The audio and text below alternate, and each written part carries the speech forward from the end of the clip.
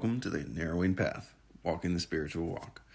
My name is Steve Van Eiderstein. Thanks for joining me on the 14th of January for the daily reading.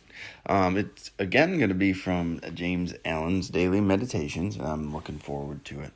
Hopefully got through January 13th, Friday the 13th, pretty easily yesterday. That was a really good reading yesterday. Really was reminded me of a lot of things, so I'm grateful for it. So we'll go ahead and we'll do January 14th from James Allen's Daily Meditations. This will be fresh for you, fresh for me, so you get my genuine reactions and response to the reading. And we will go from there. And here we go.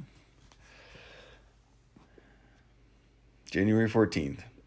Exert yourself ceaselessly in decreasing evil and accumulating good. Victory of all kinds is preceded by a season of preparation. It can no more appear spontaneously and erratically than can a flower or a mountain. Like them, it is the culminating point in the process of growth, in a series of causes and effects. No mere wishing, no magic word will produce worldly success. It must be achieved by an orderly succession of well-directed efforts. No spiritual victory will be achieved by him who imagines that it does not begin until the hour of temptation arrives. All spiritual triumphs are gained in the silent hour of meditation and through a series of successes in lesser trials. The time of great temptation is the climax of a conquest that long preparation has made certain and complete. Fix your minds on the practice of virtue and the comprehension and application of fixed and noble principles. Wow.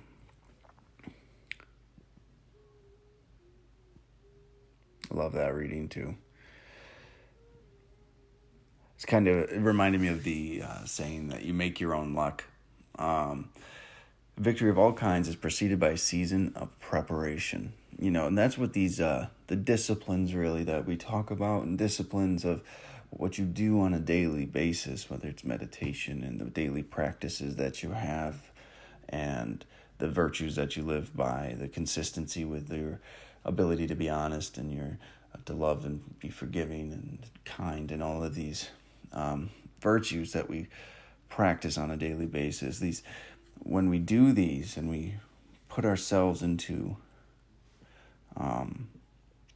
these positive and forward thinking habits, it really is us preparing for the next phase of our life, or doing the next right things also comes out of practicing these virtues and taking the appropriate actions, which usually ends up in a place for us to be able to reap the harvest of what we've sown in our lives, because we've actually put in the effort and changed the things we've been putting out into the world, and we're finally getting those good things back by living correctly and living a spiritual way of life and being able to grow in those things and have those things come back to us and putting ourselves in a position to where we can receive those things with open arms.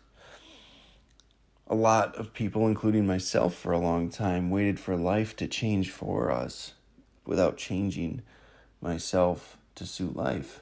And I always thought that one day there would just be this stroke of luck, or it'd finally be my time, that things would be going my way and life would just work for me. And I never considered the fact that I had to change myself to prepare, as this says, to have the life that I was looking for. And I like how it just says, no mere wishing, no magic word will produce worldly success. And this is worldly success, the material things. It must be achieved by an orderly succession of well-directed efforts.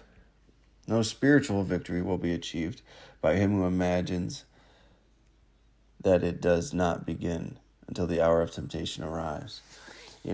I like this part, the spiritual part specifically, because, I think spirituality is a change into behaviors.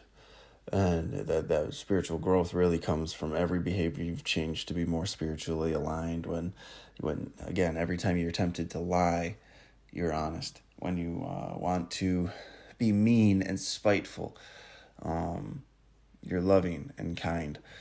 When you want to hold the grudge, you're forgiving.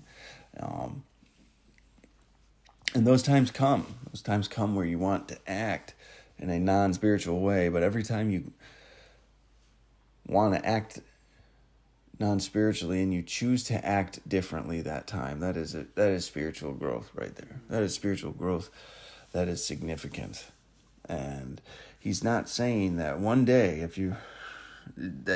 when the temptation arises, you will just be honest for the first time ever, or just these landmark moments will just allow you to suddenly be honest. No, there's preparation that comes to these things, or like you're able to practice humility, or you're able to be of service or practice these disciplines. Like these are things, there's stuff that has to happen to put you in a position for this to occur. Even these things, even if it's not being honest up until the point you need to be honest, or being loving up until the point you need to be loving, or it's the hardest for you to be loving. Sometimes it's putting yourself in a position to hearing about it and be willing and meditating on practicing it to maybe be honest for the first time. It's preparing yourself for these changes and the change in behaviors to occur when the opportunity is presented to you in your life. And what was the first line here? Exert yourself ceaselessly in decreasing evil and accumulating good. That means all the time. That doesn't mean when the opportunities present themselves, do it. Of course, those times, but on the times where it's just the practice of spirituality in your life, whether it's prayer, it's meditation, your daily living with other people, and do it all the time. Constantly be striving for that spiritual growth in your life.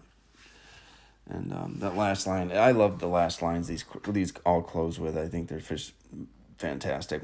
Fix your minds on the practice of virtue and the comprehension and application of fixed and noble principles.